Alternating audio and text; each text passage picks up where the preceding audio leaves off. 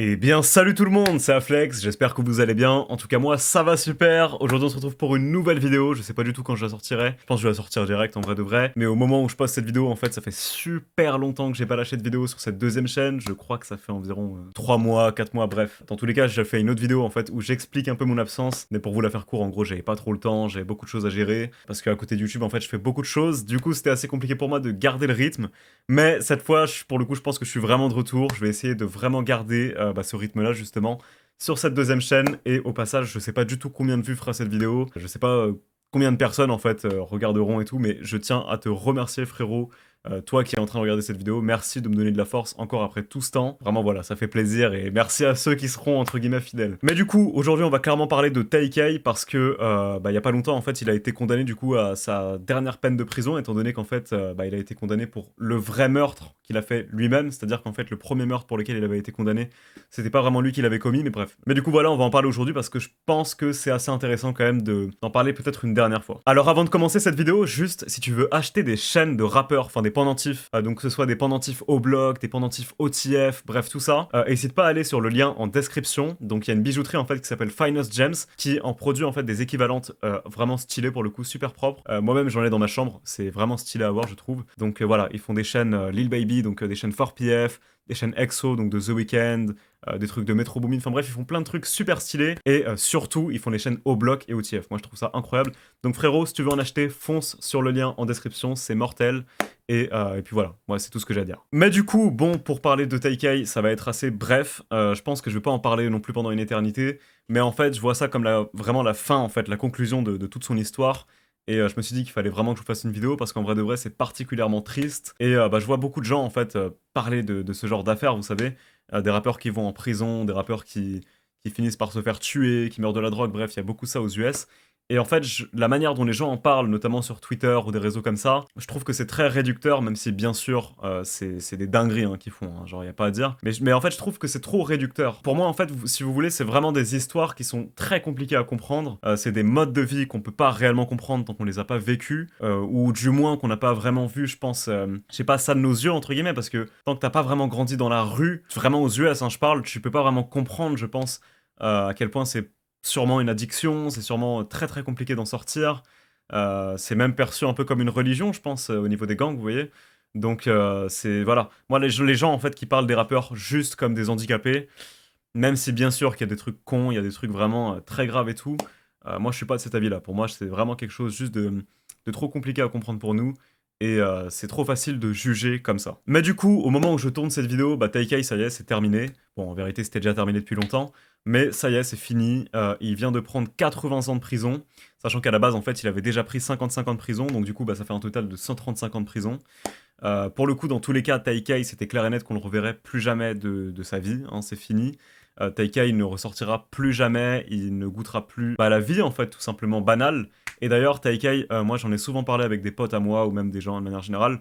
Ce qui est, je trouve, enfin vraiment ce que je trouve complètement dingue en fait avec ce mec, c'est que il n'a jamais profité, c'est-à-dire même pas un seul jour, de sa célébrité et de sa richesse. C'est-à-dire qu'aujourd'hui en fait Taikei c'est un mec, il devrait être dehors, il devrait se faire reconnaître dans la rue, il devrait faire le tour du monde, il devrait être super riche, avoir plein de fans, ça devrait être clairement un mec super connu, même l'un des rappeurs les plus connus de sa génération, je pense, parce que pour le coup, avec son histoire et tout, je pense qu'il aurait vraiment beaucoup marqué les gens. De toute façon, il y a rien il y a qu'à voir rien que là, en fait, en vérité, les gens parlent encore de lui. Et il me semble qu'il a environ 4 millions d'auditeurs mensuels sur Spotify, avec une seule mixtape, et en ayant littéralement fait des sons pendant 2 semaines, quoi. C'est un truc de dingue, même du jamais vu. Mais Taikei, voilà, je pense que c'est très triste, et à mon avis, en fait, il doit vraiment souffrir de dingue dans sa cellule. Parce que moi, je me mets à sa place, j'ai vécu toute ma vie dans la rue, je viens de percer, et au final, en fait, je peux pas en profiter parce que direct, je vais en prison. Ça, c'est un truc de dingue. Et d'ailleurs, pour l'anecdote, il me semble que The Race, c'est le seul morceau de l'histoire qui est, je sais plus il est combien de fois platine, mais on va dire voilà, il est disque de platine et il a jamais été performé sur scène, vu qu'il est en prison du coup en fait, il a jamais pu faire de concert, rien. À part quand il était tout petit, mais ça c'était avant qu'il perce en fait. Si tu fouilles bien sur internet, tu vas trouver des vidéos de Taikei qui performait quand il avait 14 ans, 15 ans dans des soirées, mais ça c'était juste avant qu'il perce, il était inconnu et voilà, c'était avec ses potes à l'époque. Mais c'est une dinguerie en fait de se dire ça, et pour le coup, je pense qu'il doit être vraiment rempli de regrets, un truc de ouf dans sa cellule. Et à ce titre-là, je mets aussi YNW Melly, et je pense que YNW Melly c'est encore pire, parce que Wayne W. Melly, en fait, il a goûté à cette vie-là. Donc il sait en fait ce que ça fait d'être une vraie star internationale. Il avait des feats avec Kanye West et tout, hein. Il rigolait pas, hein, Wayne W. Melly, faut pas l'oublier, hein. Donc il a goûté à la richesse, à tout ça en fait finalement, et il sait qu'il va probablement, en tout cas on sait pas de quoi l'avenir est fait, hein, mais il va probablement finir toute sa vie en prison. Et franchement, j'imagine même pas en fait la frustration de dingue en fait que ça doit être de se dire que t'es censé avoir une bête de vie, ça y est, t'as réussi en fait dans la vie, et plus que réussi, mais en vérité, vu qu'il devrait avoir une vie de rêve, mais tu restes toute ta vie dans une cellule et tu vas mourir là-bas. Franchement, c'est un truc de dingue. Et d'ailleurs, je sais que pour l'anecdote, à l'époque, en fait, Taikei, il lui avait carrément donné une, comment on appelle ça, une veste pour qu'il puisse pas se suicider, en fait, pour qu'il puisse pas se faire de mal. Parce que, en fait, quand il est allé en prison, ils l'ont mis en isolement et tout, et il savait, en fait, que la frustration dans sa tête, ça devait être un truc de dingue. Du coup, ils avaient peur qu'il se suicide. Donc c'est pour ça en fait qu'il était souvent aperçu avec une veste, enfin sur certaines photos, hein, pas non plus de dingue, mais il était aperçu avec une veste en gros pour pas se faire de mal. Mais c'est horrible, franchement c'est horrible, c'est très triste. Et bah du coup en fait pour l'anecdote, du coup le meurtre pour lequel Taikei vient d'être condamné, bah en vérité c'était un mec du coup qui s'appelait Marcus Saldivar il me semble si je me trompe pas, bref en tout cas c'était un gars qui était un photographe et en fait Taikei l'a braqué, pas pour lui prendre son argent, hein, parce que je vois beaucoup de gens en gros qui disent oui il l'a braqué juste pour 10 dollars et tout. Non en fait c'est pas pour 10 dollars, c'était pour lui prendre sa caméra. Et en fait, avec la caméra qu'il lui a volée, eh ben, il a tourné en fait un clip qui est le clip de Megaman. Donc Megaman, c'est le son même où en fait il y a un beat switch, genre l'instru elle change. Voilà, c'est un son lourd de ouf d'ailleurs. Je crois qu'il a 37 millions de vues, il me semble, de mémoire sur YouTube. Mais voilà, c'est triste et bah voilà, du coup en fait c'est pour ça qu'il a été condamné. Mais en soi, le premier meurtre pour lequel il avait été condamné, c'était pas lui qui avait commis le meurtre. C'était entre guillemets, de ses complices, quoi. Parce qu'en fait, en gros, à l'époque, faut savoir qu'ils avaient commis un cambriolage. Donc ils avaient cambriolé en fait un vendeur de drogue. Donc le but en fait c'était d'aller cambrioler toute sa drogue, de le braquer chez lui et tout. Ils avaient utilisé 3 meufs d'ailleurs pour lui tendre un piège. Enfin bref, c'était un truc de ouf. Et en fait ce qui s'était passé c'est que les meufs pendant la soirée se sont éclipsées. Et il y en a une d'entre elles en fait qui est partie ouvrir la porte. Et du coup ensuite il y a tous les complices, donc tous les potes de Taikei et tout qui sont rentrés. Et ils ont commencé à braquer du coup le dealer dans sa maison. Sauf que ce jour-là en fait il avait pas de drogue. Et l'un des potes de Taikei, ça l'a énervé, ça l'a vénère, et il a tiré sur le gars. C'est-à-dire qu'il lui a tiré dessus pour rien. Il lui a juste tiré dessus parce qu'il avait pas de drogue. Sauf que pendant qu'ils étaient dans la maison, ils ont entendu du bruit, parce qu'ils ont fouillé toute la maison. Et du coup, en fait, après, ils marchent dans la maison, ils fouillent partout et tout, et à un moment donné, ils se rendent compte qu'il a un coloc. Et le coloc, en fait, il était avec sa meuf. Et donc, ils tombent sur un gars avec sa meuf, ils lui disent où est la drogue et tout. Le mec, il dit, bah, j'en sais rien et tout, vu que c'était pas un gars dans ça, forcément. Et en fait, bah, au lieu de juste l'épargner ou j'en sais rien, bah en fait ils l'ont tué devant sa meuf. Donc au final en fait c'est en soi Taikei n'a pas commis de meurtre dans cette histoire-là, il a pas tiré, mais ils l'ont tué pour rien. Ils ont commis un meurtre vraiment complètement inutile. Je sais vraiment pas pourquoi ils ont fait ça. Et bah aujourd'hui en fait ils vont tous finir leur vie en prison et ça c'est vraiment terrible pour le coup. De se dire ça. Alors maintenant, Taikei, franchement, c'est quand même un cas super triste parce qu'il faut savoir qu'en vérité, bah, c'est pas enfin, c'est un cas super banal en fait. C'est pas du tout un cas de fou différent ou quoi. En fait, en vérité, c'est très simple. C'est juste un Afro-Américain qui a grandi dans la pauvreté, père absent vu que son père en fait est allé en prison quand il était tout petit.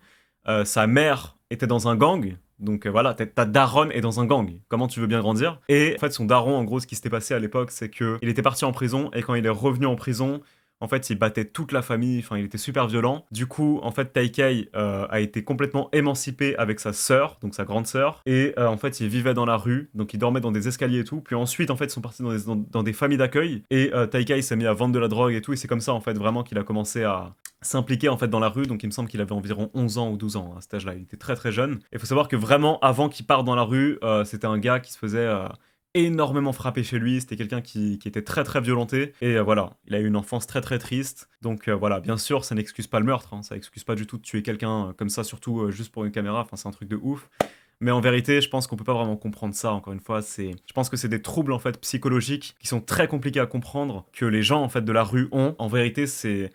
Franchement, moi, ça me fait de la peine. La vérité, ça me fait grave de la peine dans tous les côtés en fait de cette histoire. Que ce soit pour la victime, que ce soit pour les parents de la victime, pour Taikei, pour la sœur de Taikei qui était en pleurs au tribunal en expliquant qu'il s'est fait battre toute son enfance. Non, en vrai de vrai, c'est super triste. Et voilà, moi pour le coup, à chaque fois, je dirais toujours la même chose, hein, mais ça me fera toujours autant de peine en fait de voir des gens comme ça, super jeunes, qui naissent en fait dans la pauvreté et qui voient en fait leur vie toute tracée dès leur enfance. Franchement, ça fait grave de la peine. Donc voilà. Et d'ailleurs, pour le coup, en ce moment, moi, j'écoute beaucoup de Lil Wayne. Et Lil Wayne, faut savoir que c'est un rappeur vraiment qui était incroyablement fort, mais ce qui avait vraiment de... Enfin, ce que moi, personnellement, je kiffe de dingue, en fait, chez lui, même s'il y a plein de choses que je kiffe chez lui, hein, c'était le fait qu'il écrivait super bien. Et en ce moment, en fait, si vous voulez, je suis en train de grave me repencher, en fait, sur les textes de Lil Wayne, donc ce qu'il disait à l'époque et tout. Et en fait, vraiment, bon, ces morceaux ont une âme, hein, c'est juste incroyable. Et pour le coup, en fait, Lil Wayne, dans ses textes, vraiment, la manière dont il racontait les histoires et tout, je trouve que ça fait super bien réaliser, en fait, à quel point c'est extrêmement triste de naître, enfin de vivre dans la rue, donc de grandir, d'avoir son enfance dans la rue comme ça. Et je pense qu'on se rend vraiment pas compte du tout. Et j'espère en fait avec mes vidéos sur ma vraie chaîne que j'aide en fait les gens à réaliser ça. Même si parfois je reçois des commentaires très réducteurs, mais je pense qu'il y a beaucoup de gens intelligents en vérité parmi ma communauté, même parmi les gens qui m'écoutent hein, derrière votre écran. Moi, ça m'étonnerait pas qu'il y ait beaucoup de gens qui ont un bon esprit critique, qui sont particulièrement ouverts d'esprit et qui comprennent en fait que les choses ne sont pas aussi simples qu'elles en ont l'air en vérité. Parce que franchement, faut avoir un esprit super simple hein, pour juste se dire en mode c'est juste des handicapés, des golemons, ah ils sont juste bêtes. Non, en vérité ça va beaucoup plus loin que ça et c'est beaucoup plus profond. Mais j'espère voilà qu'avec mes vidéos sur Lil Durk, mes vidéos sur Young Thug, sur bientôt sur Gucci Mane, là je vais en sortir une super sur Gucci Mane, vous allez voir, ou même sur 21 Savage d'ailleurs, elle arrive aussi. Et ben j'espère vraiment en fait que vous vous rendez compte à quel point en vérité rien n'est si simple et à quel point en vérité c'est des gens qui sont en vérité avant même d'être vraiment méchants, qui sont des gens qui sont réellement en grande souffrance. Enfin bref, en tout cas voilà, moi c'était une courte vidéo, je voulais juste parler un peu de TK. Vous n'hésitez pas à me dire franchement ce que vous en pensez dans les commentaires. En tout cas moi ça me fait grave plaisir les gars de recommencer les vidéos en facecam comme ça et tout. La vérité je kiffe de ouf parler comme ça. Genre vraiment cru, sans script. On s'en bat les couilles. Franchement ça fait plaisir donc voilà c'est grave cool. Et au passage merci encore à toutes les personnes qui seront en train de regarder cette vidéo au rendez-vous après tous ces mois d'absence. Vous êtes des boss. Ciao!